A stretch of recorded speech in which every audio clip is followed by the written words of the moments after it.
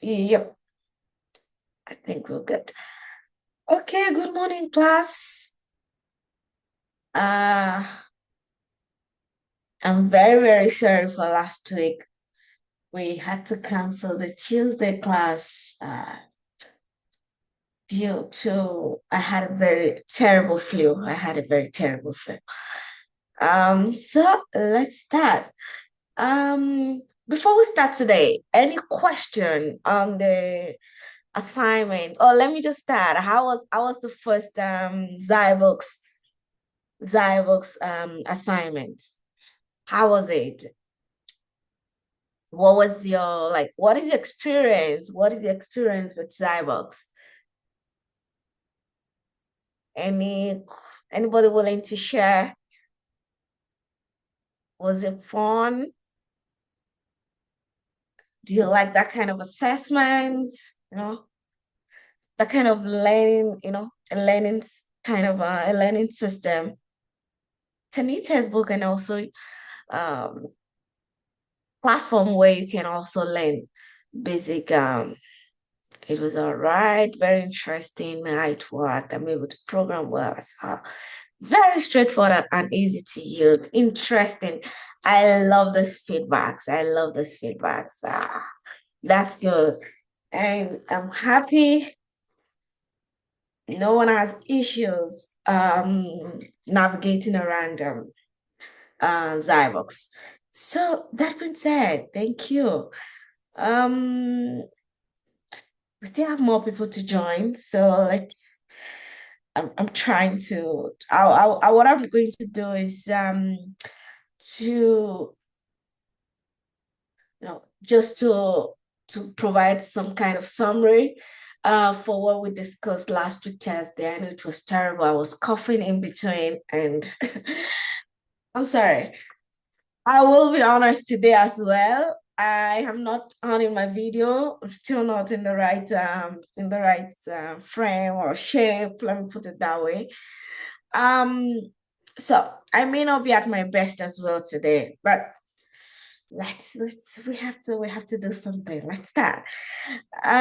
Last week, so on Thursday, I was able to manage and take few introduce few concepts for lesson three.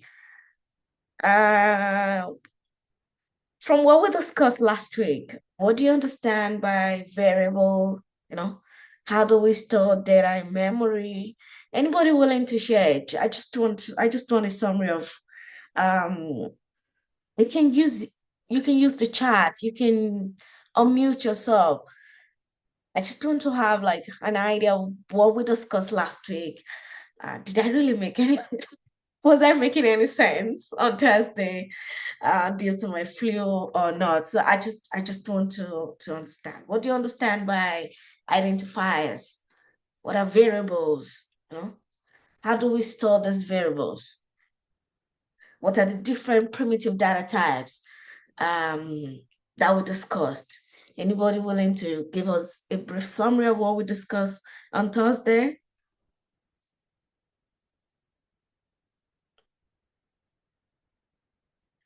Please, someone should be willing to go. You can use the chat.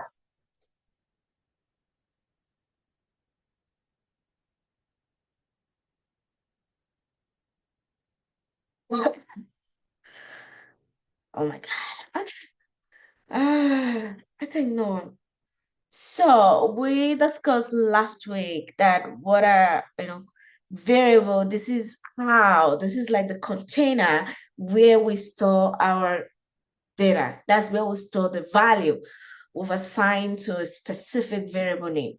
And last week, if you agree with me, we discussed um, that for variable, we have what we call words. I'm just going to use one data type for instance, so like integer. So when we're declaring our variable, we have what we call the variable name. That's the name. It's always user defined. And you as a programmer um, is naming. You're using whatever name that is most descriptive to describe the variable. So for instance, we're calculating age now, so you're declaring uses age. So the age is the variable name here.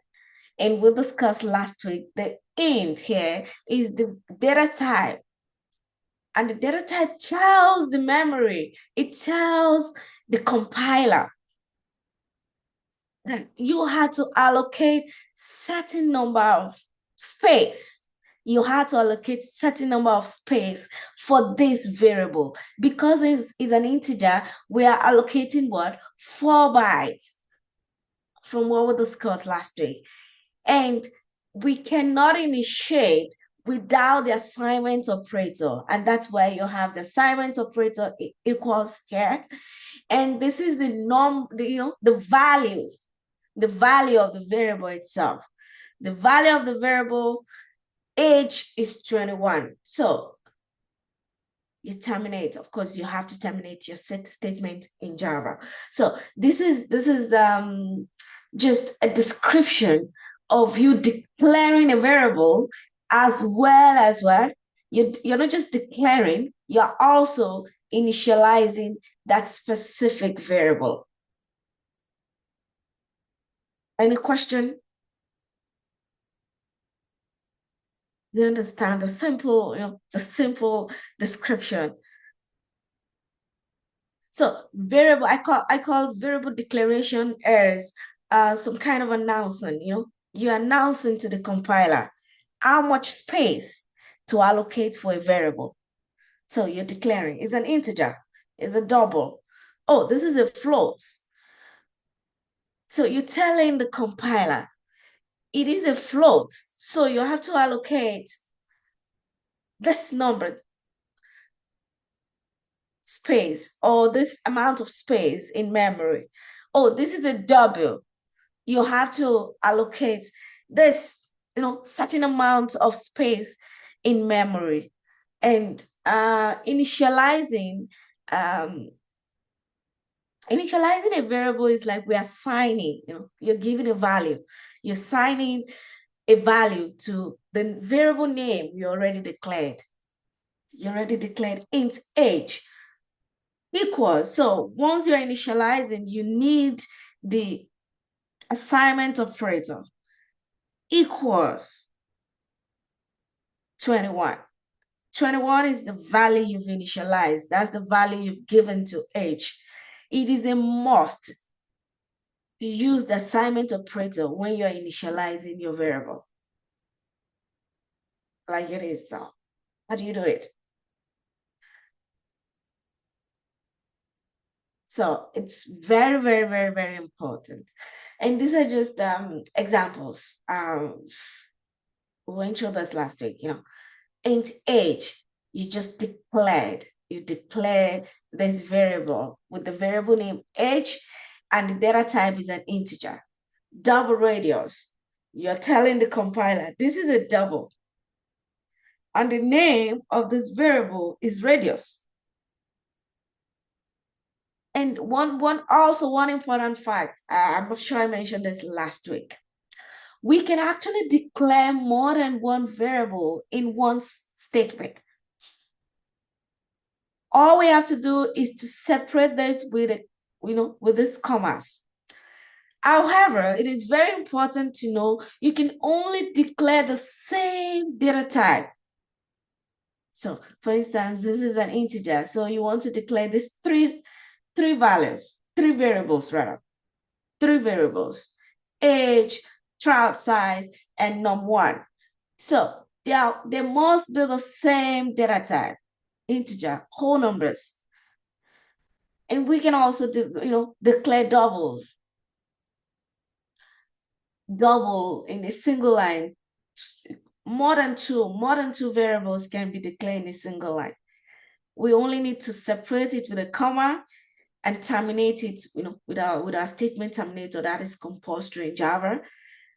Important fact, we can declare more than one variable separated with commas in one expression or in one statement but they have to be of the same data type.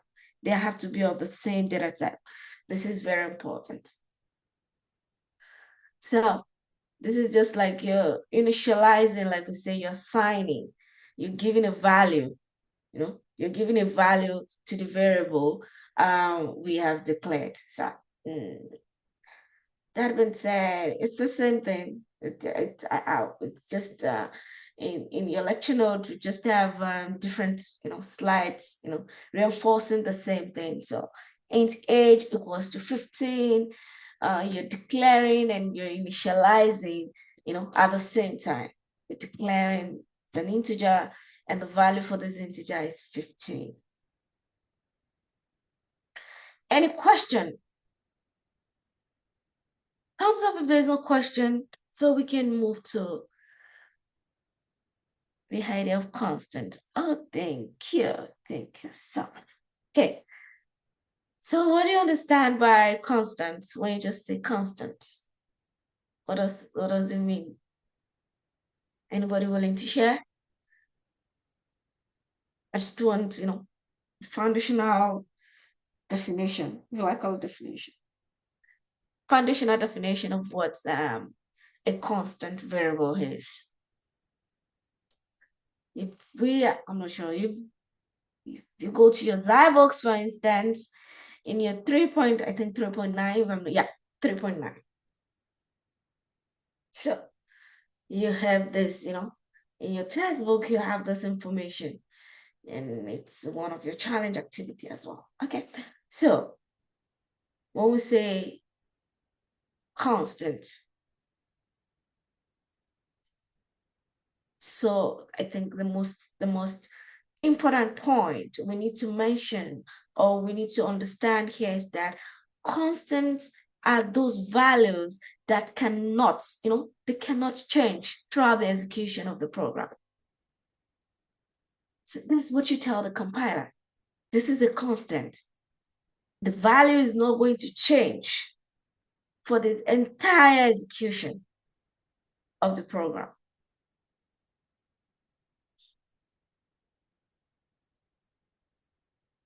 The value would not change. Once you allocate or you assign another value to a constant, you get an error message. It's always leading to some kind of syntax error. So value for constant variable do not change during the execution of the program. So what are the important features when we're declaring a constant variable? One, final. Final is a reserved keyword. Final is one of the reserved keywords we have in Java to declare constant variable. So you say final, the data type, that's the data type.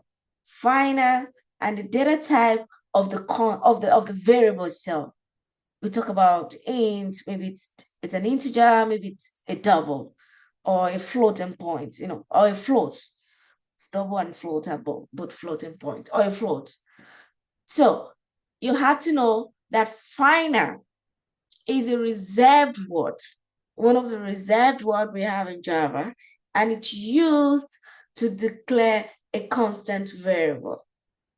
So once we have final, then we need to identify what is the data type. How should the compiler store this value in memory? Oh, it's an integer. Here we have double, which follows with the variable name of the constant.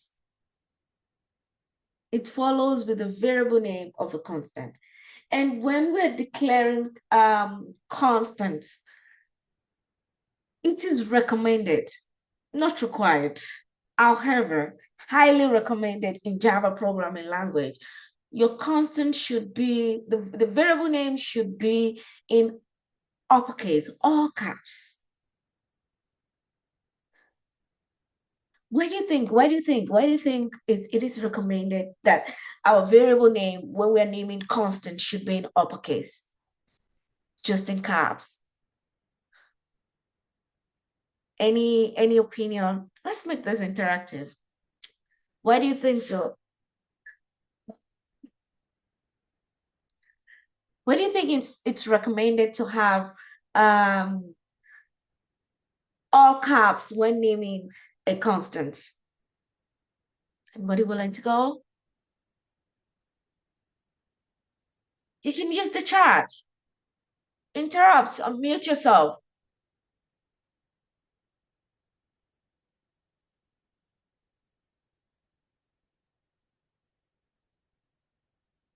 Thumbs up if you can hear me. It seems I'm speaking to myself. I'm not seeing anybody on video. I'm not also on video, so it feels so weird. Yeah. So what do you think? Why do you think it is recommended we have a constant naming convention in caps? Because it's easier. Thank you, Caleb. Interesting. Thank you so much. And that's just correct. It is easy, it's very easy to differentiate. You have it in caps lock, oh, this is constant. This is not going to change. So it's so obvious from other variables we are declaring, from other variables, you know, we are initiating in our in our codes. And it is also important to know that one of the standard recommendation that when you are initiating a constant, you have to initialize the value in the same statement you're declaring your constant. So this is it's just a simple syntax. Final, the data type, the constant name, that's the variable name itself, your assignment operators, and the value you're giving your constants. It all has to be in just one statement.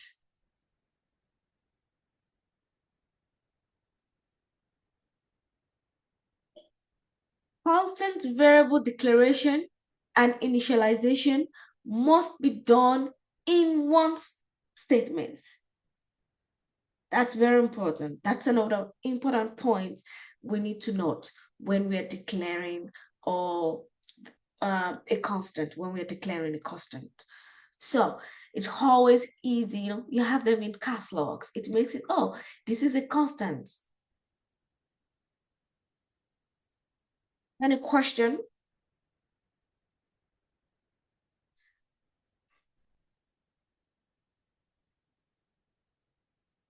Thumbs up if there's no question, so we can proceed. Thank you. So we have been discussing naming conventions in Java from, I think, the first day of this class because it's extremely important. Java programming language is a very strong. It's not a loose language sensitive language like Python. This is a very, very strong. So how we name our variables, our methods, the classes, and in fact, the file is very, very important. How we name our constant, these are very, very important recommendations in Java programming language. And we talked about the camel case method. We have discussed the upper camel case, the lower camel case method. These are extremely important when we're naming in Java. And I will keep emphasizing this in this class that when we're naming variables and methods, we use what we call the Pascal, which is also known as the lower camel case method. That is, use lowercase for the first word. So if you're combining two or three words together to name your variable, to name your method, the first letter the first letter of the first word has to be in lowercase. Then the first letter of the other words you're combining together should the first letter should be in uppercase. So we have been discussing this, you know. When you it's just one word you're using, like such as radius, should be in lowercase, radius, area. But when you're combining two, three words to name your variable, to name your method, then you have to use the Pascal camel case. That is the recommendation. That is the recommendation. Any question? Oh, okay.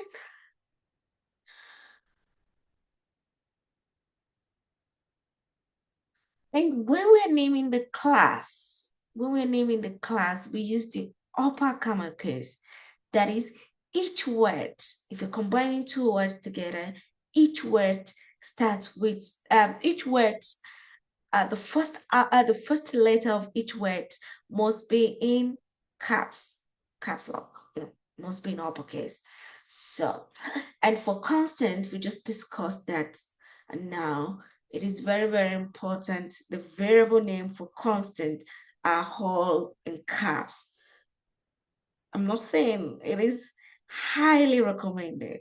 It is important because it helps you to differentiate. Oh, this is a constant.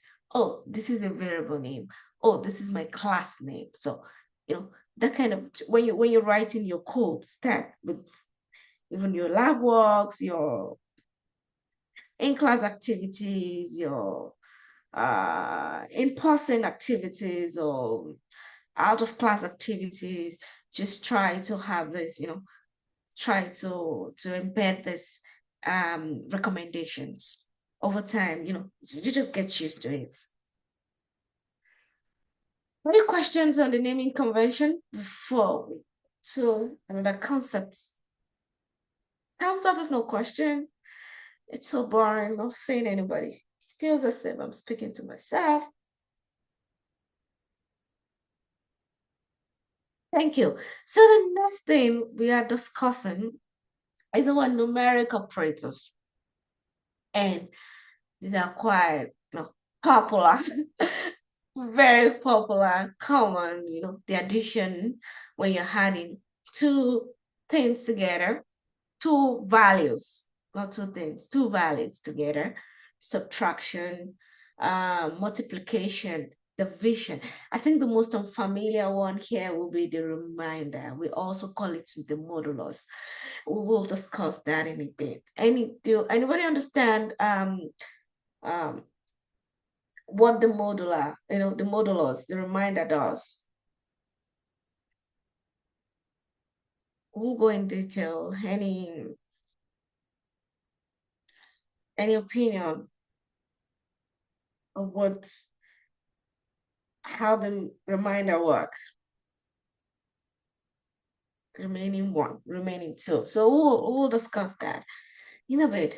Okay. So how does the remainder work? In some textbooks, it's called, modulus. In some textbooks, it's called mode. In some textbook, it's remainder or remainder. Yeah, that's the word, remainder. So how does it work? So for instance, I want to calculate 10 with the sign remainder 2, it's telling me 10 divided by 2, and 2 because it's an even number, and 2 can go through 10 at once. So of course the remainder will always be 0. Nothing is remaining.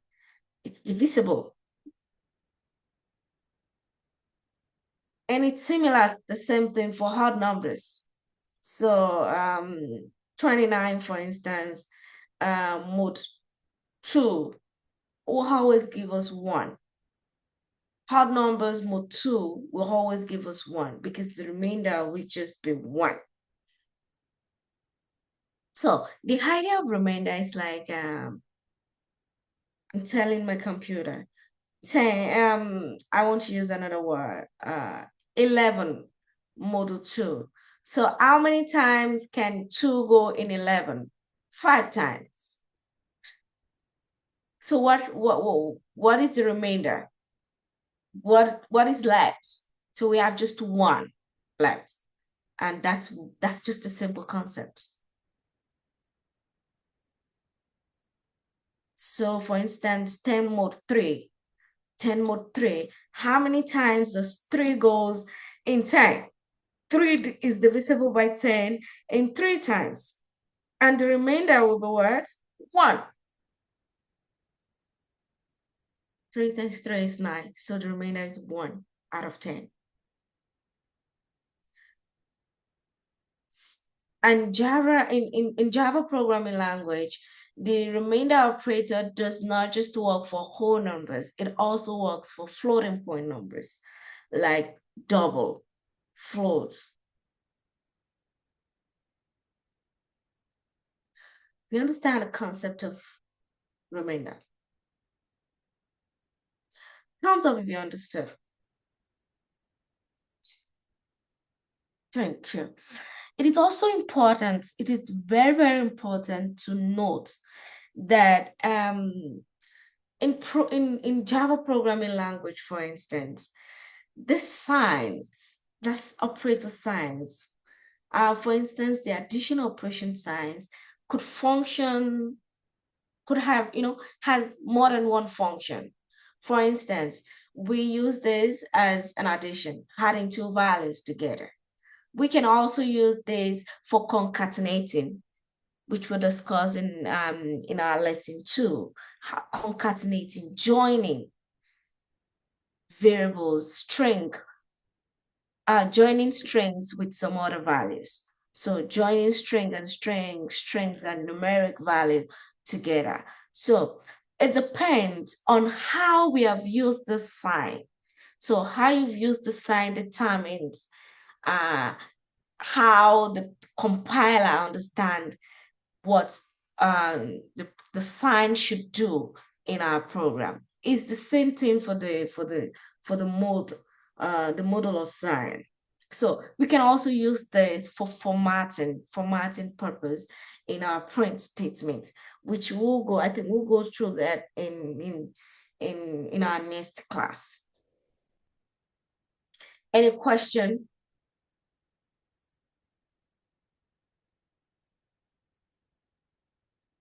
So let's talk about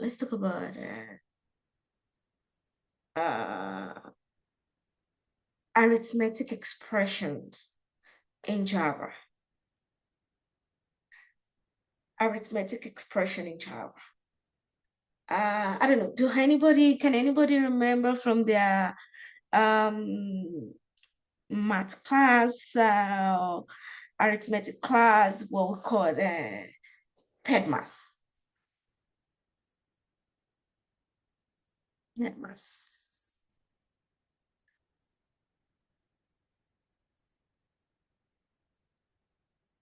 Any opinion? What does this signify? So what does it mean? Well, I believe it's an I believe we all know it's abbreviation of something. So who can PEDMAS?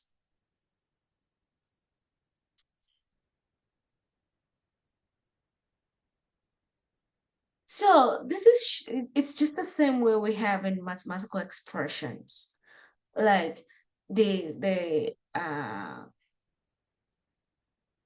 order, let me put it that way, the order in which our expression is being calculated. It has to be parentheses first, before multiplication, before division, then multiplication, before addition, and before subtraction. So it's just the same, the same kind of ideology when we're talking about arithmetic expression in Java programming language. and we'll go through more of this kind of expression, I think, in our next class. So it's just like I explained, how to evaluate an expression. The result of a Java expression is corresponding to how arithmetic expression works. Like we just said, division, first thing is your parentheses first. The parentheses, opening the parentheses, solving values within the parentheses first. Then we have the multiplication, then we do all values that has to be multiplied, and follow by what, since we don't have uh, the first thing, of course, the division first, after before the multiplication. Then we have addition. You have all values that needs to be had together. Then subtraction is always the list. I think the last thing in the PEDMAX kind of order, and we have our value. So it's the same ways the Java programming language follow the same arithmetic rule that we have, like in the order in which our calculations is done. So let's write a few code. Anybody willing to write some code today? I know today's Tuesday to initiate concepts, but we have time. We have time. So I want us to write a very simple code. Um, is our Heidi is on? Thumbs up if we have our Heidi is open. Intelligent, whatever you want to use, or whatever IDE you're using. I think nobody's willing to write code today. Thumbs up if we have it open. Yes. Thank you. So, I want us to write a very simple input statements in Java. So, just the way we create a new class, it's a Java class, and I'm naming my Java class simple input. Do not forget, it's very important to use, yep.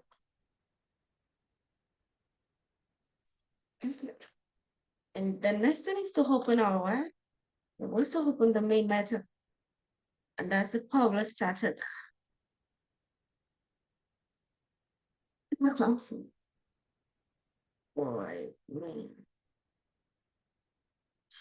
You don't have to write everything. Once you write your main, it comes up back. Just prefer to have it written.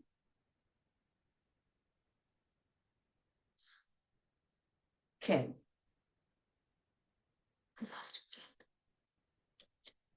In caps lock. Yep. Yep. So what we want to do,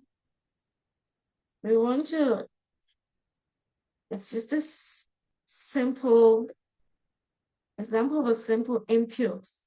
So I'm storing values in memory.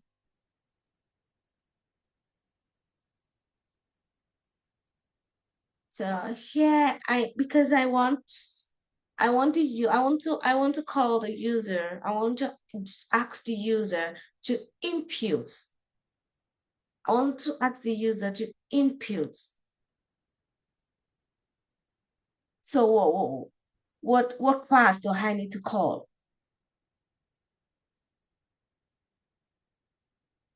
What class?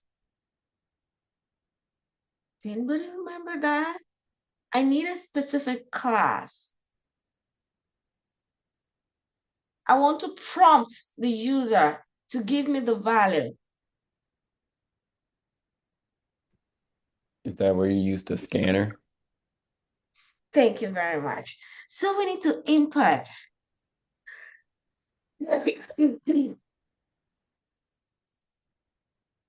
Import a scanner.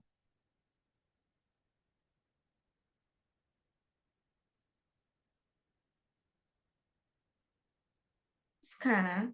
This has to be in caps locks.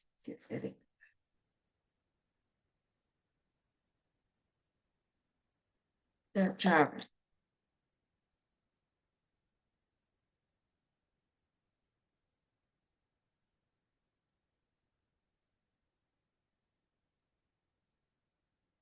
Do you understand why we have to import this class? Because we want to prompt the user to provide us a value, to generate the value. So what value do you want to ask the user to generate? So it's the age of the user. So the first thing is to declare. Okay.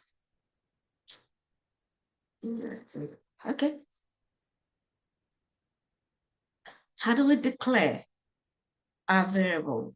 Int is an integer. The age is an whole number. So this is an integer. So it tells the compiler how to save the variable age. So because I want the user to prompt the user.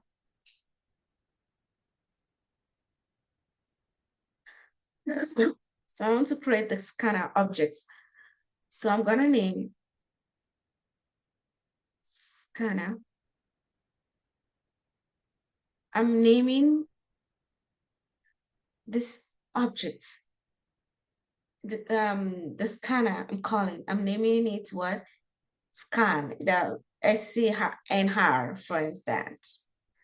So we did this in new scanner. So all I have to do is, can always click one. So I'm telling,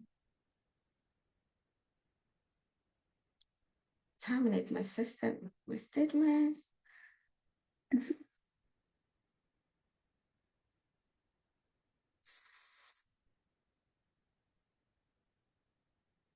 So I want to prompt user for the H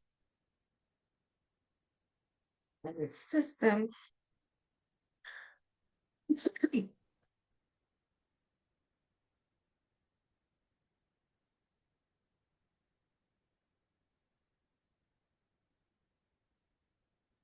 Entire H. So that's what I'm telling the user. User, enter your H.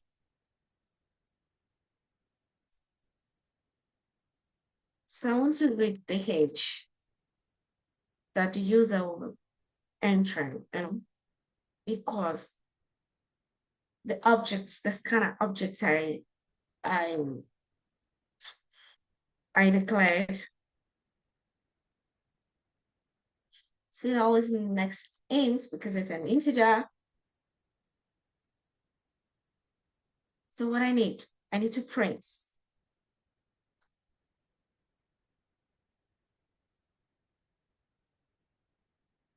I want to print the user's age in 5 years.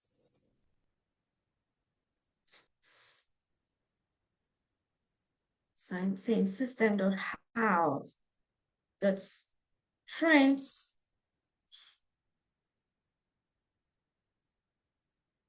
So I'm telling the user your age. I want to print user's age in 5 years.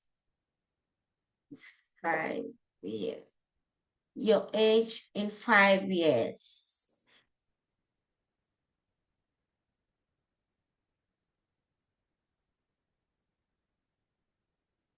So what do I need to do here? I need to concatenate that. And I'm not just concatenating it. I also need the age of the users with the the addition sign here to tell the user to add 5 years.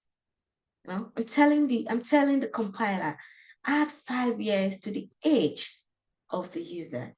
Here is the end of my main method itself, and this is the end of the class itself.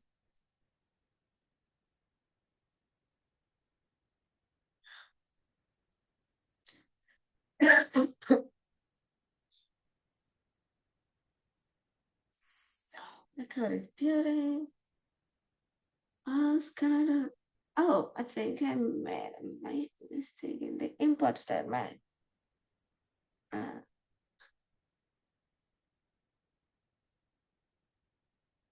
So I made a mistake here. And that's always the reason I prefer to use the. So in one of, I think in our lesson 2, so I'm just gonna, okay, it's Java that's made a mistake in the writing. So it's always easy. I just copy. I made a mistake in my scanner statement. So it's Java dots, yeah, I made a mistake here. Sorry. So now it has,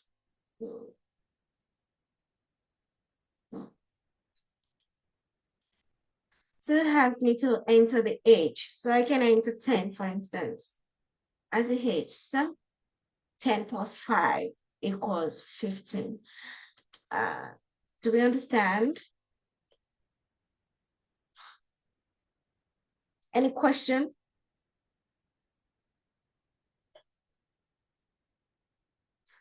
You can see plus here was to concatenate, so had this text with this value.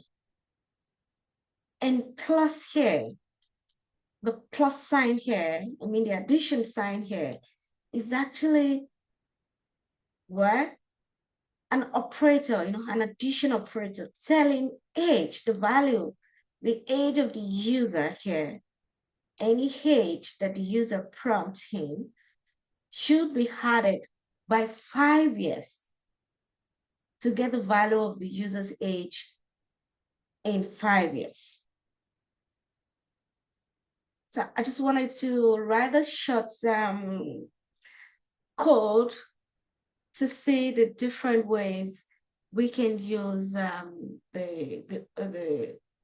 numeric operators, the numeric operators.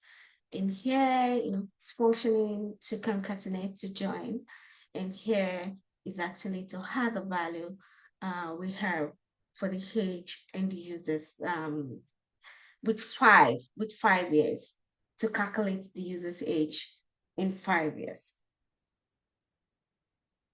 Any question? Thumbs up if there's no question. So I'll stop sharing. No, I don't have to. So what I want us to do, this is the end of the class today. However, I want us to submit to this code. So I want us to submit to this code. Just copy it and paste it as our class attendance. Okay, yeah, so it's published. I just changed the due date to today. So this is due 11:05 today. So just to do that.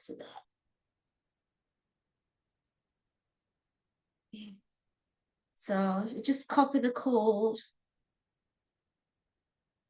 and paste.